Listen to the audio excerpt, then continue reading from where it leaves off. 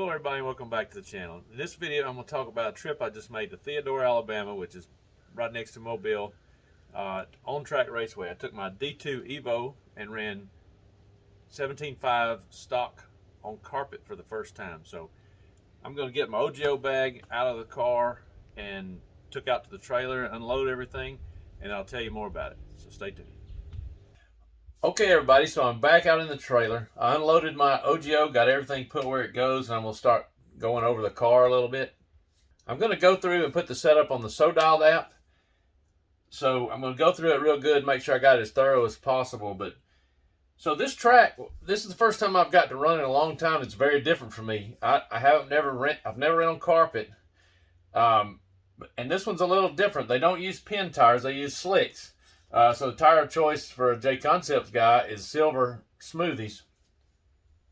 So the track is they run on road there, so they're real picky about how you treat the track, which is very understandable. So first of all, you got to have a chassis skin.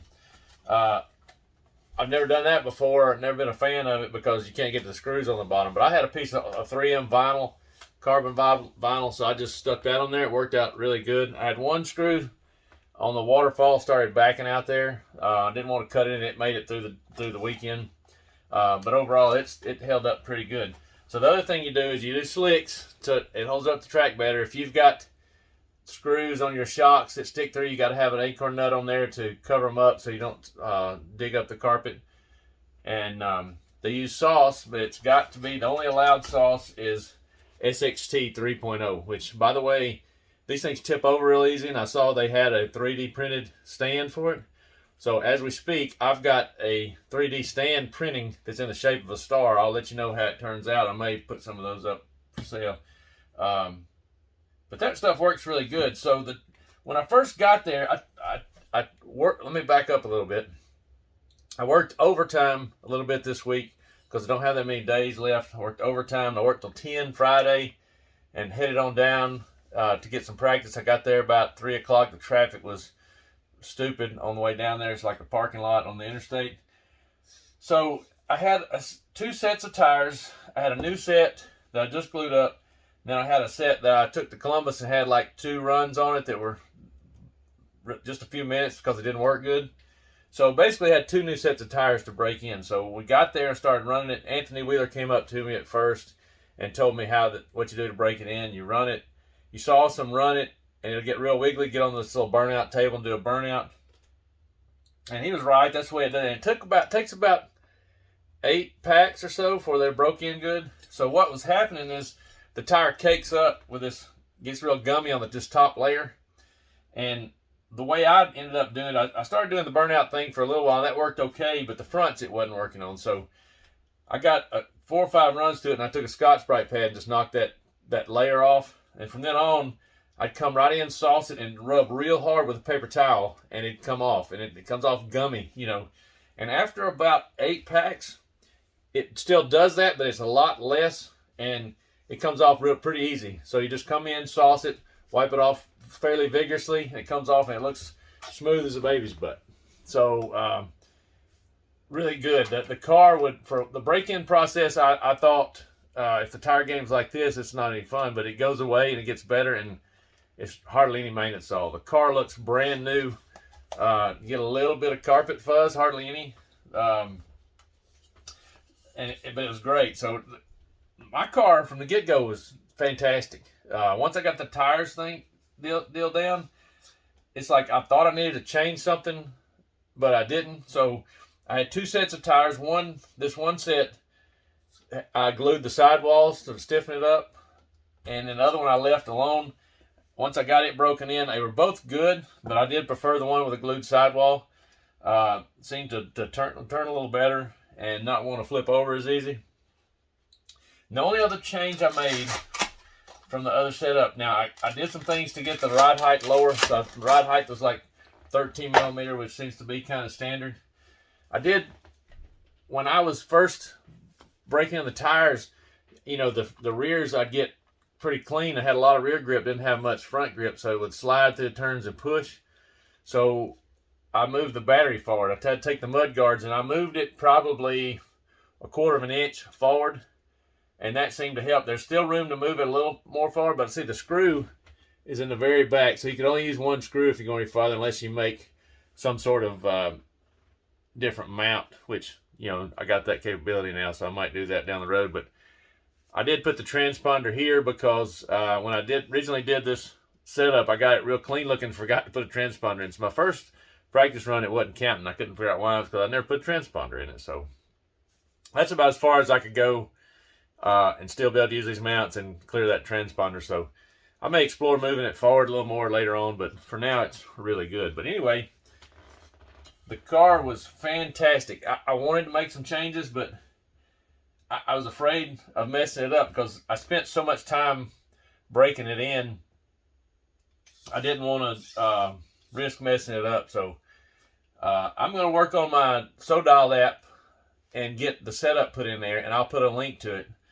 So pretty much the setup's the same as I ran at Columbus on the dirt at Hobbytown. So I did go to stock for the first time ever. I thought I'd never like that, but man, I loved it. It's so much fun because you can push the car. I'm running it punched, and I did notice nothing was getting hot. I was expecting everything to get hot from what they told me. So I said, well, I might as well go up in gear. So I went to a 32 tooth pinion. The spur is, I can't remember the tooth count. It's whatever the D216 count is, what all the stock guys are doing. And that really woke it up too, the extra 2 teeth. So really that's the only changes I made. I did go down in the radio. I went down to 2S on the feeling to calm it down a little bit because it got so aggressive. So overall, I was really happy.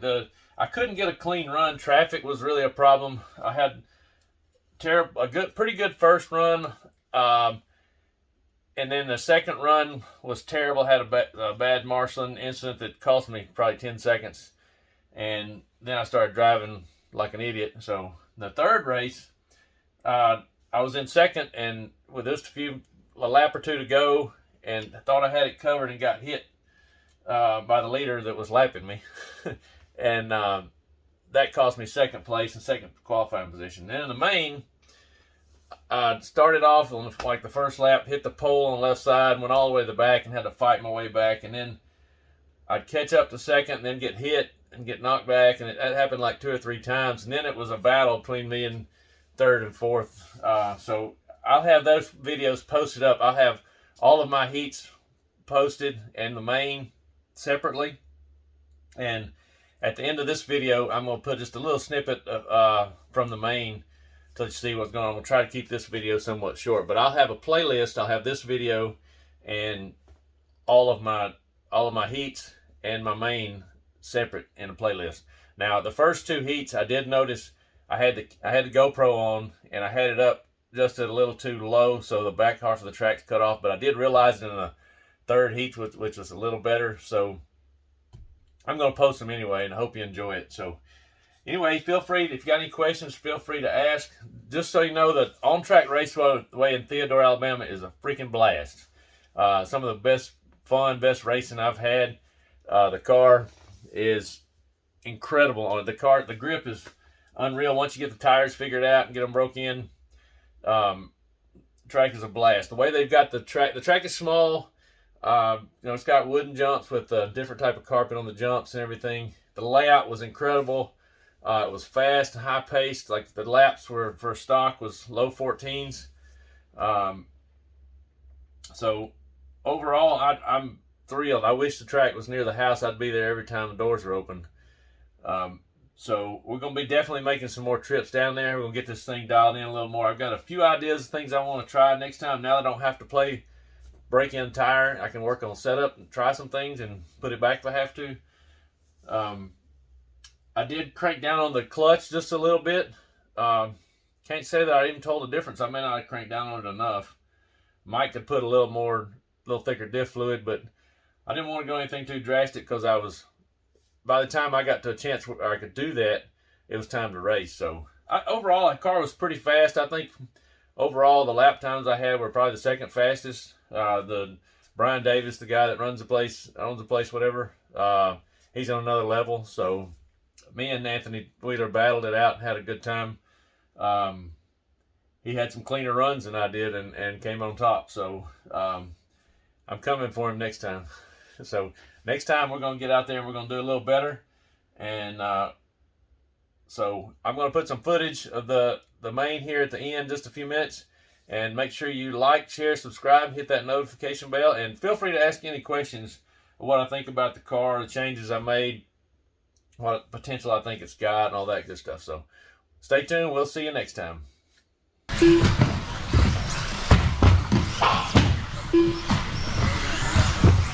makes it through one pink buggy, and the other pink buggy getting a little bit of a run.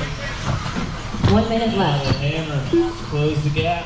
We're going to get 4 laps of this hammer, so just keep it smooth. Slowly reel them in.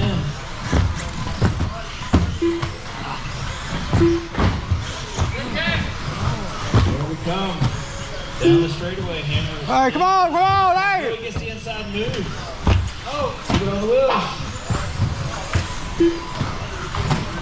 Oh, hammer making some mistakes through the chicane. Here comes Nick. Who's going to feel their oats in this last 2 laps. Nick just needs to tighten it up a bit.